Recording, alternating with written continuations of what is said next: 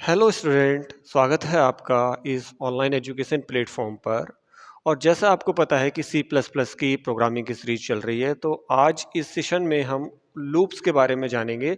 पूरे सेशन में लूप क्या होता है, लूप कितने टाइप के होते हैं, किस टाइमिंग में या किस जगह कौन सा लूप यूज होता है, लूप का एक्सप्रेशन क्या होता है, लूप को कंट्रोल कैसे किया जाता है, यानी कि लूप के कंट्रोल स्टेटमेंट कौन कौन से होते हैं, लूप को कंट्रोल किया जाता है तो स्टेटमेंट कहाँ पर यूज होता है, लूप की कंडीशंस क्या होती हैं, ये सारे का सारा डिस्कशन आज के सेशन में हम करने वाले हैं। तो शुरू करते हैं। देखिएगा, सबसे पहले जानते हैं कि लूप की नीड क्यों हुई, लूप की जरूरत क्यों पड़ी।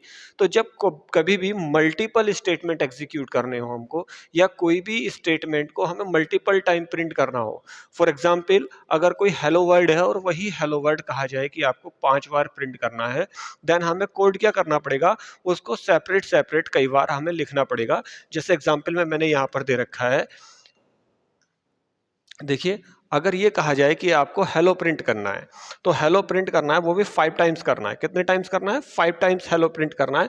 देन आप 5 बार लिखेंगे सी आउट हेलो वर्ड, फिर स्लैश एन, फिर सी आउट, फिर सी आउट, फिर से सी आउट लिखेंगे। ठीक है, तो इस तरीके से मुझे 5 बार अगर हेलो प्रिंट करना था तो मैंने ये लाइन 5 बार लिखी। लेकिन अगर मुझे यही हेलो प्रिंट 20 बार लिखन करना होता, तो मुझे यही सी आउट वाली लाइन कम से कम 20 बार अपने कोड में लिखनी पड़ती। तो इससे क्या होगा कि जो हमारा कोड है, कोड की जो लेंथ है, यानी कि जो भी हम ब्लॉक ऑफ कोड रिटन कर रहे हैं, उसकी जो लेंथ है बहुत ज़्यादा हो जाएगा, जिसकी वजह से वो मेमोरी में जो साइज़ का एलोकेशन है वो भी ज़्यादा हो जाएगा। और जो हमारा सॉफ्टवेयर है या जो भी हम ऐप्स या एप्लीकेशंस डेवलप कर रहे हैं, वो उसका साइज इंस्टॉलेशन में या यूज़ करने में काफ़ी इंक्रीज हो जाएगा।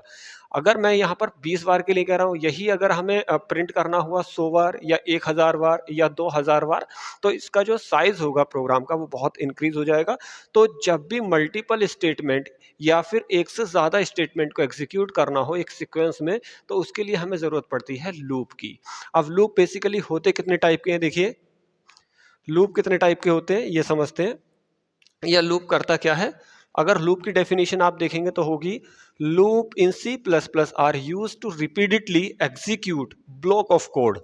यानी कि एक ही ब्लॉक ऑफ कोड को क्या करता है, ये रिपीट करता है, एग्जीक्यूट करता है until a specific condition it's meet.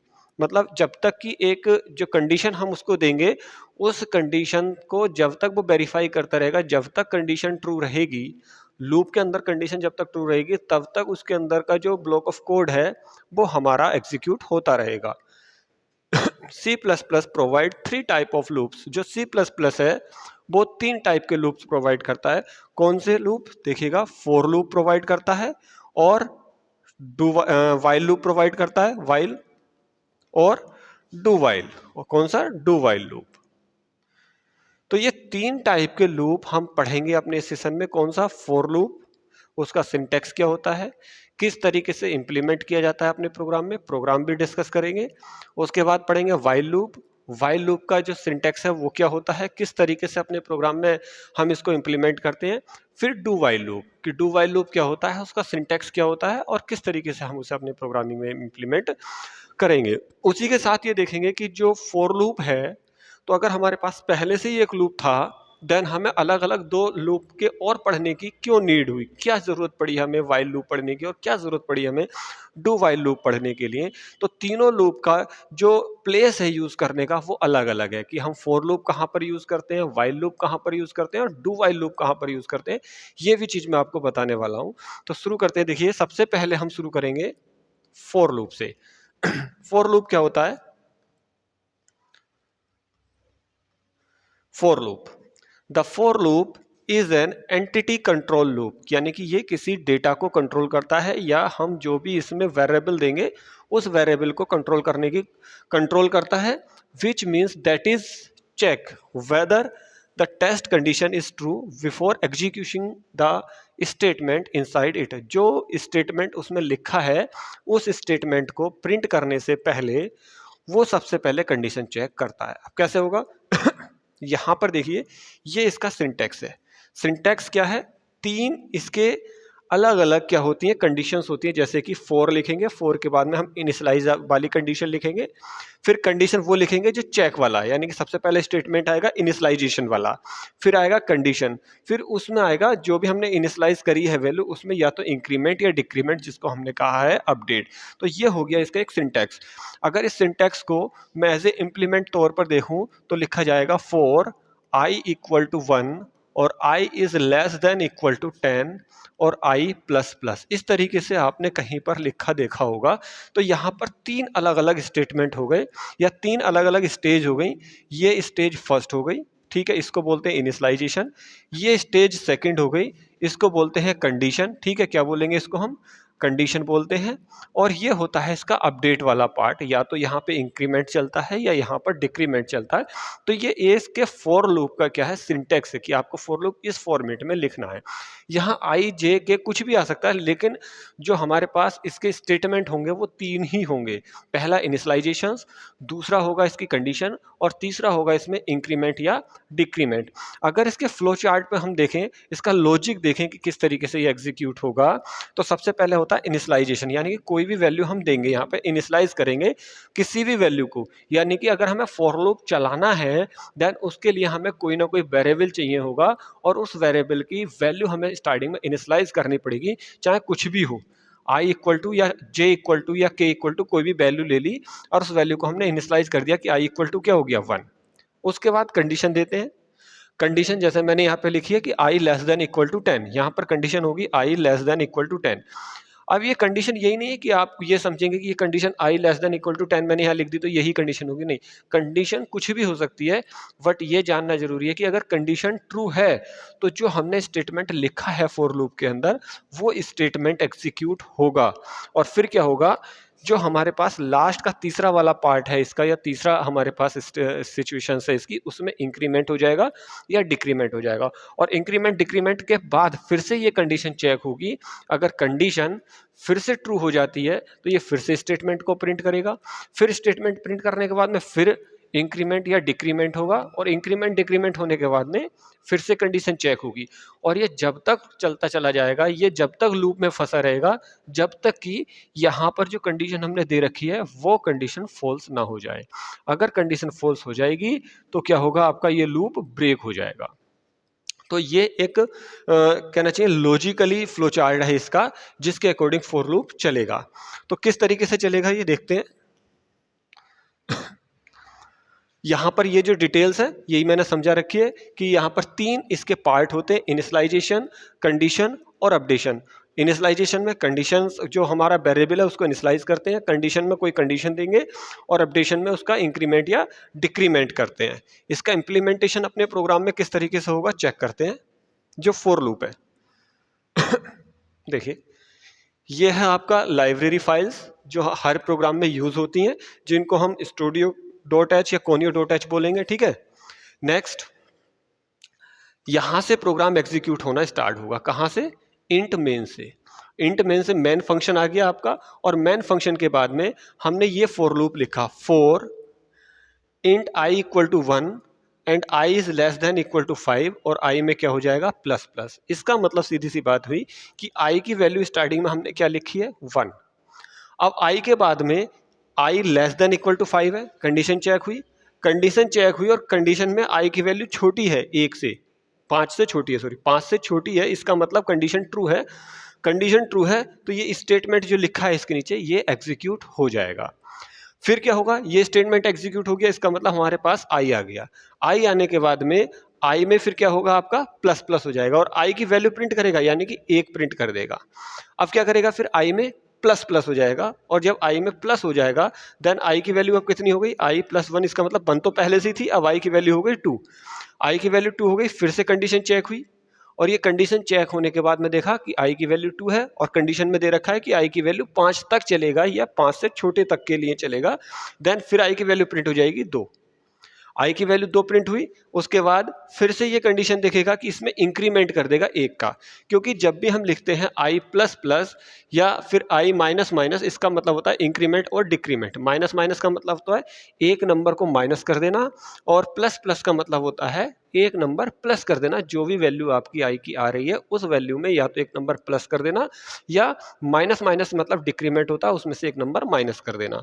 अब यहाँ पर देखिएगा तीसरे टाइम में क्या होगा, थर्ड टाइम में क्या होगा, यहाँ पर आई की वैल्यू फिर से प्लस हो जाएगी, 3 हो जाएगी, फिर 4 हो जाएगी, उसके बाद 5 हो जाएगी। 5 के बाद जैसे ही आई की वैल्यू 6 होगी, और यहाँ कंडीशन हमने ले रखी है कि आई की वैल्यू 5 से छोटी हो या 5 के बराबर हो, तो होगा क्या यहाँ पर, ये यहाँ से ब्रेक हो जाएगा। इसका मतलब ये जो प्रोग्राम है हमारा, ये केवल 5 नंबर तक प्रिंट करेगा आई की वैल्यू, और उसके बाद क्या हो जाएगा, ये ब्रेक हो जाएगा। अब यहाँ पर कभी कभी लूप इनफाइनाइट टाइम तक चलता है। इनफाइनाइट टाइम तक की कंडीशंस क्या होती है, इसको समझते हैं। हम फोर लूप लिखते हैं यहाँ पर, फोर आई इक्वल टू 1 और i is less than equal to 10, और आई को कर दिया हमने यहाँ से माइनस माइनस।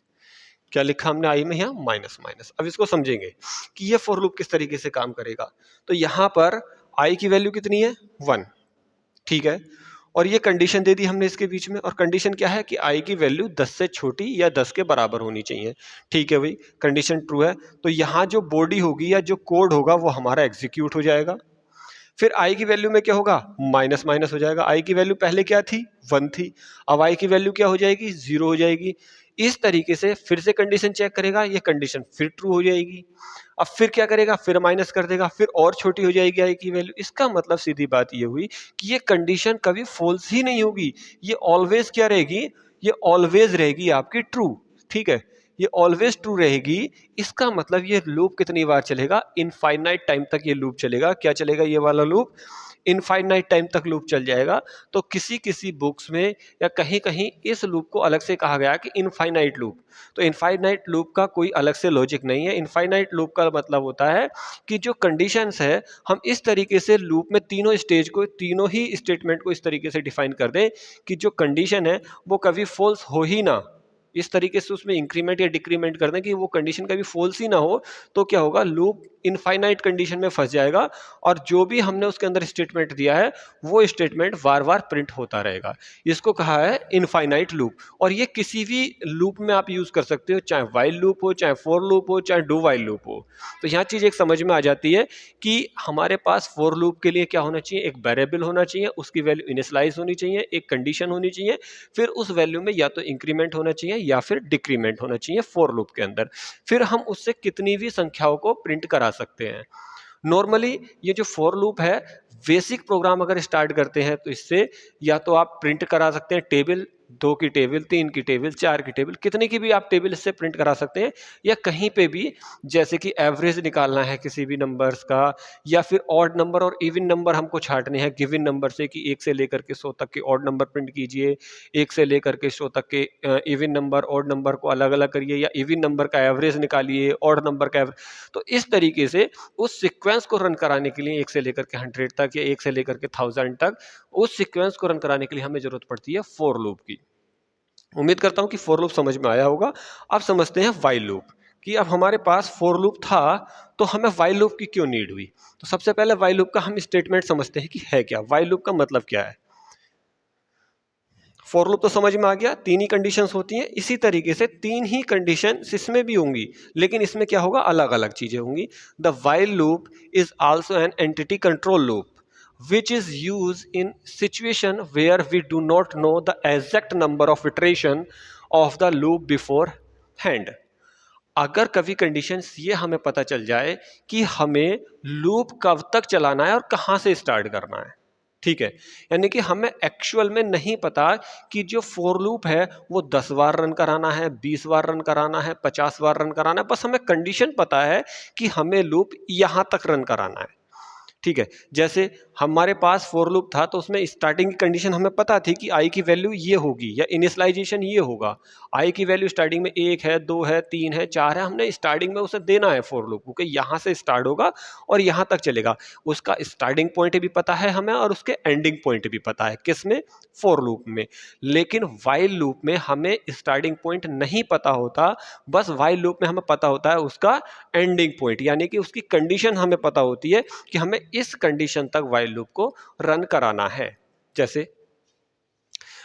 इसका जो सिंटैक्स है वो ये है, इसका syntax while condition body part और उसमें अपडेशन चलेगा इस तरीके से कि हम यहाँ पर वाइल लिख देंगे, ठीक है, वाइल हमने यहाँ पर लिखा और यहाँ कंडीशन दे दी i less than equal to 10, और इसके अंदर हमने क्या कर दिया, यहाँ कोई कोड लिख दिया जो कोड हमें एग्जीक्यूट करना है, और इस i में हमने कर दिया यहाँ पर प्लस प्लस या इंक्रीमेंट या डिक्रीमेंट, ठीक है। लेकिन हमें एक्चुअल में इस कंडीशन में हमें ये नहीं पता, ये वाइल लूप का एक सिंटैक्स आप समझ सकते हो, इसमें हमें ये नहीं पता कि i की स्टार्टिंग वैल्यू क्या है। अब i की ऊपर वैल्यू प्रोग्राम में हमारे i की वैल्यू 9 भी हो सकती है, i की वैल्यू स्टार्टिंग में यहाँ पर 8 भी हो सकती है, लेकिन ये जो पार्ट है ये इस वाइल लूप से ऊपर का पार्ट है। इट मीन्स हमें सिर्फ इतना पता है कि हमें जो लूप चलाना है वो इसके लिए चलाना है कि i की वैल्यू कम या बराबर होने चाहिए 10 की। लेकिन अगर इसकी कंपैरिजन हम फॉर लूप से करें तो फॉर लूप में तीनों ही कंडीशन देनी पड़ती हैं, i equals to 1, i less than equals to 10 और i में क्या हो गया प्लस प्लस। तो उम्मीद करता हूं कि ये जो चीज़ें हैं ये समझ में आई होगी कि फॉर लूप कहाँ पर यूज होना है और वाइल लूप कहाँ पर यूज होना है। फॉर लूप के लिए हमें बिल्कुल क्लियर पता होना चाहिए कि हमें 10 बार चलाना है कि 20 बार चलाना है कि 30 बार चलाना है या इतने टाइम्स के लिए हमें कोड एग्जीक्यूट करना है।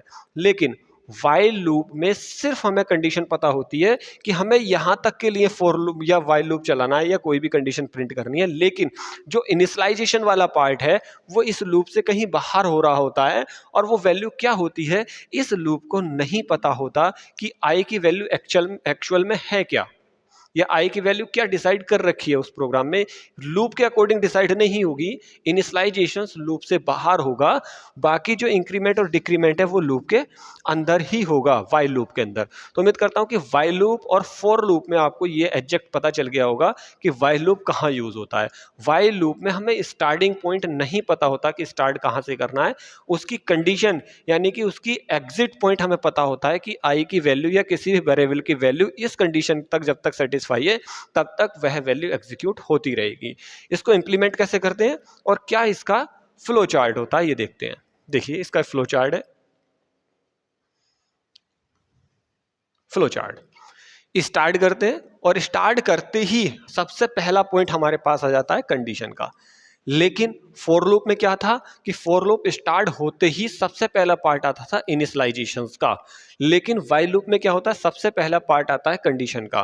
फॉर लूप में सबसे पहला पार्ट इनिशियलाइजेशंस का, इसमें कंडीशन चेक होगी, सबसे पहले कंडीशन चेक होगी। अब कंडीशन चेक होने के बाद में अगर कंडीशन ट्रू है तो स्टेटमेंट प्रिंट हो जाएगा, और स्टेटमेंट प्रिंट होने के बाद इसमें इंक्रीमेंट हो सकता है या फिर डिक्रीमेंट हो सकता है, जो भी वैल्यू आपकी होगी उसको इंक्रीमेंट हो जाएगा उसमें या फिर डिक्रीमेंट हो जाएगा। अगर कंडीशन फॉल्स हो जाएगी तो लूप ब्रेक हो जाएगा, अगर कंडीशन फॉल्स होगी तो लूप क्या होगा ब्रेक हो जाएगा लूप, यानी कि लूप एग्जिट लूप से जो भी स्टेटमेंट होगा या जो भी हमारा लूप चल रहा होगा वहां से सिचुएशंस बाहर आ जाएगी। इंप्लीमेंट कैसे करेंगे इसको इधर देखते हैं। ये दो लाइनें आपको पता होगा, एज ए हेडर फाइल मान सकते हो या लाइब्रेरी फाइल मान सकते हो इसको। यहाँ से प्रोग्राम स्टार्ट होगा आपका इंट मेन से, क्योंकि हमारा कंपाइलर मेन से किसी भी प्रोग्राम को कंपाइल करना स्टार्ट करता है। अब यहाँ पर देखिए आई की वैल्यू कितनी लिख ली हमने, इंट आई इक्वल टू 1, ये इनिशियलाइजेशन पहली कंडीशन। लेकिन ये पार्ट लूप का नहीं है, ये वाइल लूप का पार्ट नहीं है, वाइल लूप से पहले की कंडीशन है। अब यहाँ कंडीशन लिख दी while i is less than equal to 5, जब तक i 5 से छोटा है या 5 के बराबर है तब तक प्रिंट हो जानी चाहिए हमें i की वैल्यू, और i में क्या हो जाना चाहिए इंक्रीमेंट या डिक्रीमेंट। अब यहाँ पर i की वैल्यू स्टार्टिंग में कितनी है 1, अब ये कंडीशन चेक करी ट्रू है तो 1 प्रिंट कर देगा, फिर i की वैल्यू में 1 प्लस कर देगा तो i की वैल्यू कितनी होगी मॉडिफाई होकर के 2, फिर भी छोटी है 5 से, फिर प्रिंट कर देगा 2, फिर आई की वैल्यू अपडेट करके 3 हो जाएगी, फिर कंडीशन चेक करेगा आई की वैल्यू कितनी है यहाँ पर 5 से छोटी होनी चाहिए, फिर भी छोटी है तो 3 प्रिंट कर देगा। उसके बाद क्या प्रिंट करेगा 4, फिर क्या प्रिंट करेगा यहाँ पर 5, ठीक है। और जैसे ही आई की वैल्यू 6 होगी कंडीशन फॉल्स हो जाएगी, और कंडीशन फॉल्स होने के बाद क्या हो जाएगा यहाँ पर लूप आपका ब्रेक हो जाएगा और यहाँ 1 से लेकर के 5 तक की डिजिट आपकी प्रिंट हो जाएंगी। ये चलेगा बिल्कुल फॉर लूप की तरह ही, यानी कि जो सिचुएशन बनेगी हमारी वो फॉर लूप वाली ही सिचुएशंस बनेगी, बस चेंजिंग इसमें ये है कि इसमें एक पार्ट कम होता है, कौन सा वाला जो इनिशियलाइजेशन वाला है। अगर हमने पहले ही यहाँ पर इनिशियलाइज कर रखा होता कि ये 1 ना हो करके यहाँ पर 9 है, ये 1 होकर के यहाँ पर 9 है, तो लूप कितनी बार चलता, लूप केवल एक बार चलता। वाइल लूप में ये डिसाइड नहीं होता है कि ये लूप कितनी बार चलेगा लेकिन फॉर लूप को जब हम लिखते हैं या फॉर लूप को जब हम रन कराते हैं तो उसमें क्लियरली स्पेसिफाई होता है कि ये पार्टिकुलर इतने स्टेटमेंट के लिए चलेगा, ये इतनी बार ये स्टेटमेंट रिपीट करेगा। लेकिन यहाँ से यहाँ तक ये जो कंडीशन है, देखिए जो लूप वाला यहाँ पर कंडीशंस है वो क्या है, जो लूप की कंडीशंस है यहाँ पर मैं बता देता हूँ कि लूप का सेक्शन कितना है, लूप इतना है, ठीक है, ये लूप का पार्ट है। लेकिन इस लूप के पार्ट में वाइल में नहीं पता कि स्टेटमेंट कितनी बार रन होगा, ये डिपेंड करता है इसकी सबसे पहली कंडीशन में कि हमने इनिशियलाइजेशंस कितना कर रखा है। ठीक है, दो लूप समझ में आ गए कि फॉर लूप क्या है और वाइल लूप क्या है। आगे आते हैं, फिर आता है वाइल लूप के बाद में आता है डू वाइल लूप। अब डू वाइल लूप की डेफिनेशन क्या करती है, पढ़ते हैं। डू वाइल लूप,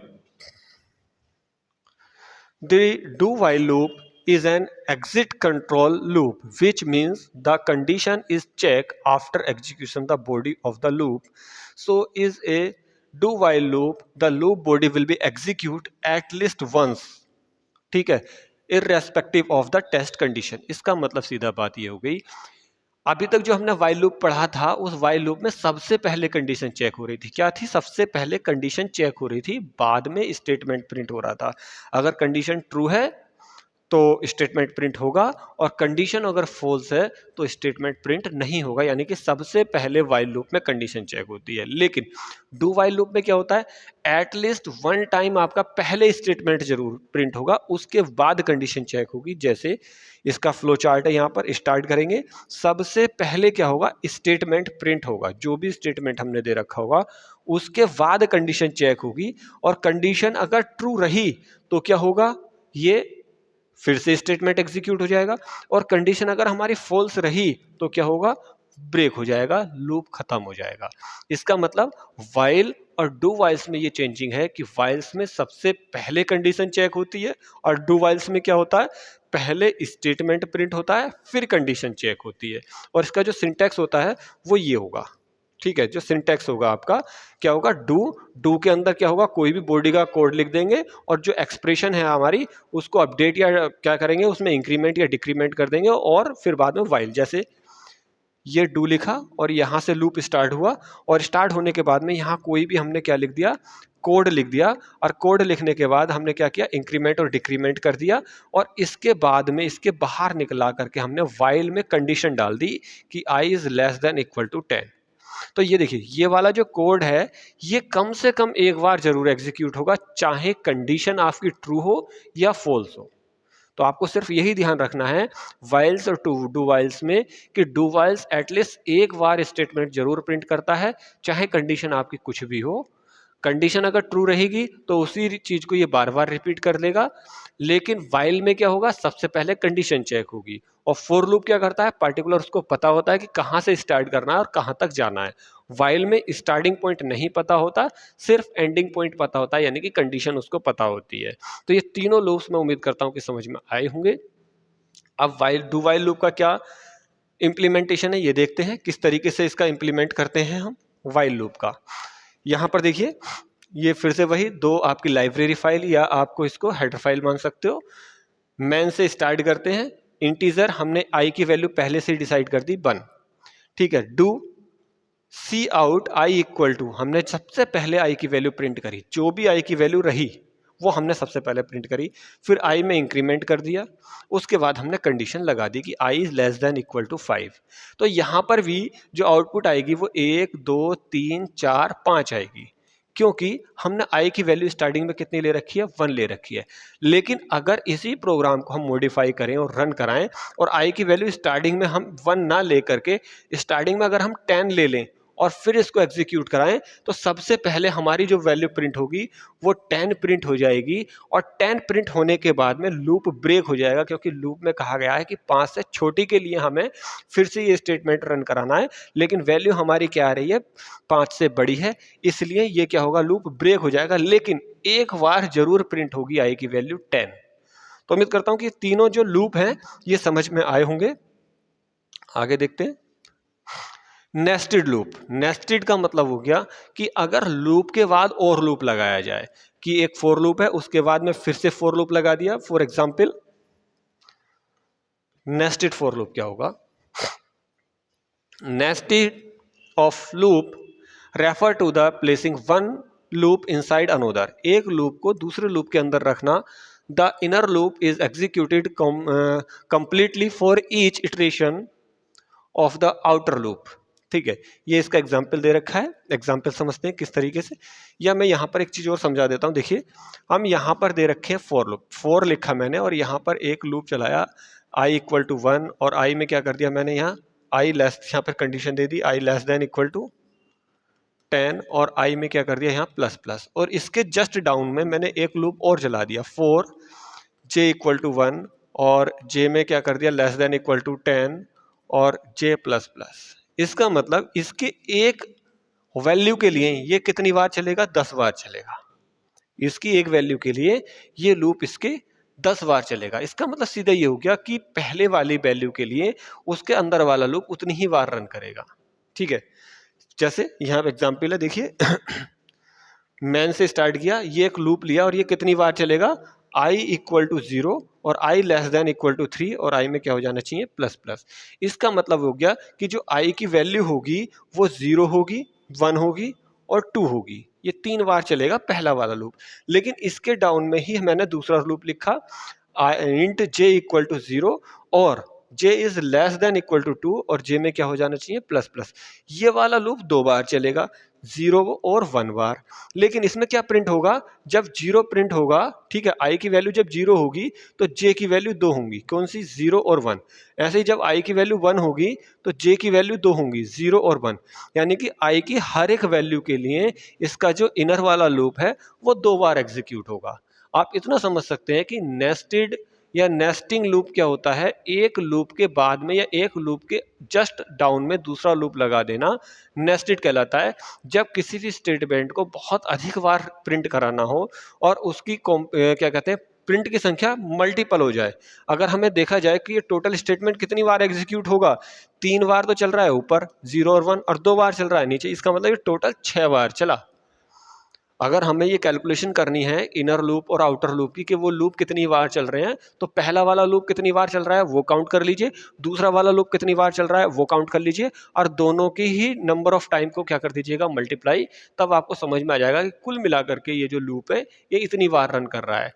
इस लूप का कहाँ कहाँ पर यूज होता है, मोस्टली जब हम मैट्रिक्स वाली प्रॉब्लम सॉल्व करते हैं मैथमेटिक्स की, जिसको हम आव्यू बोलते हैं। आव्यू के जब भी हम मल्टीप्लिकेशन, एडिशंस या फिर सब्ट्रैक्शंस, जब भी हम मैट्रिक्स के सवाल सॉल्व करते हैं मैथमेटिक्स के, तो हमें इसका यूज करना पड़ता है और आसानी से चीजें सॉल्व हो जाती हैं। नेक्स्ट, अब देखते हैं कि लूप को किस तरीके से कंट्रोल किया जाए। ठीक है, लूप कंट्रोलिंग स्टेटमेंट मतलब जब हमने एक बार लूप चला दिया, हम फॉर लूप को समझ रहे हैं कि फॉर लूप हमारे पास पहले से डिसाइडेड हो जाता है कि यहाँ से यहाँ तक चलेगा, या 1 से स्टार्ट होकर के 10 तक चलेगा, 10 से स्टार्ट होकर के 20 तक चलेगा। क्या उसको बीच में भी कंट्रोल किया जा सकता है या रोका जा सकता है या फिर किसी तरीके से उसको हैंडल किया जा सकता है? तो ये कुछ स्टेटमेंट हैं जो किसी भी लूप को, चाहे वो फॉर लूप हो, चाहे वो वाइल लूप हो या फिर डू वाइल लूप हो या किसी भी तरीके का कोई भी लूप है, तो उसको कंट्रोल करने में ये काम करते हैं।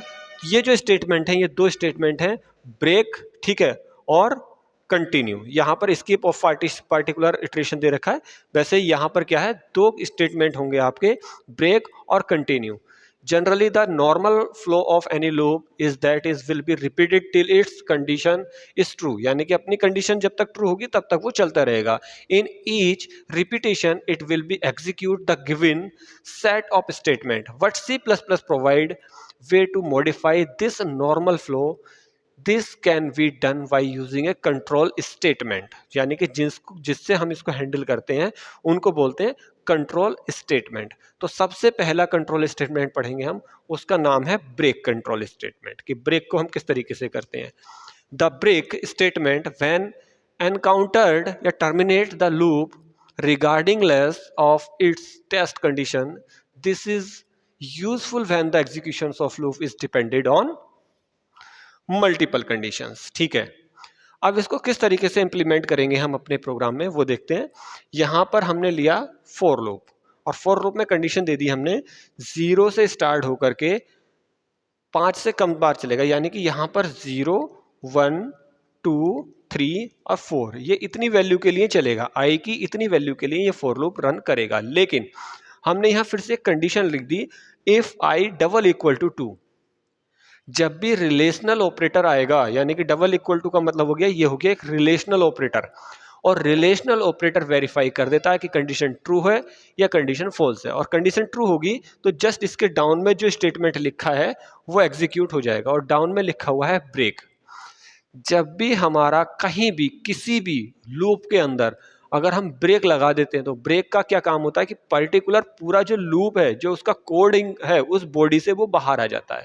क्या करेगा, उससे बाहर आ जाएगा। इसका मतलब क्या होगा, ये ब्रेक कर देगा इसको। जैसे ही आई की वैल्यू 2 होगी ये इसको क्या कर देगा, ब्रेक कर देगा। इसका मतलब यहाँ पर ये वाली डिजिट प्रिंट ना हो करके क्या प्रिंट होंगी, 0 और 1, 0 और 1। जैसे ही आई की वैल्यू 2 हुई, जैसे ही आई की वैल्यू 2 हुई, ये क्या कर देगा, ब्रेक कर देगा और ये प्रोग्राम से बाहर आ जाएगा।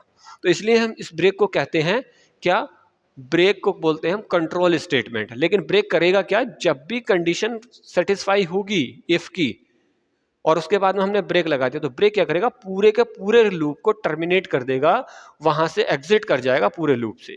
तो इसको बोलते हैं हम कंट्रोल स्टेटमेंट। लेकिन इसी की तरह एक और स्टेटमेंट होता है, वो पूरे लूप से बाहर नहीं आता, उसको बोलते हैं स्किप ए पर्टिकुलर इटरेशन। वो किस कीवर्ड से होता है, वो होता है कंटिन्यू से।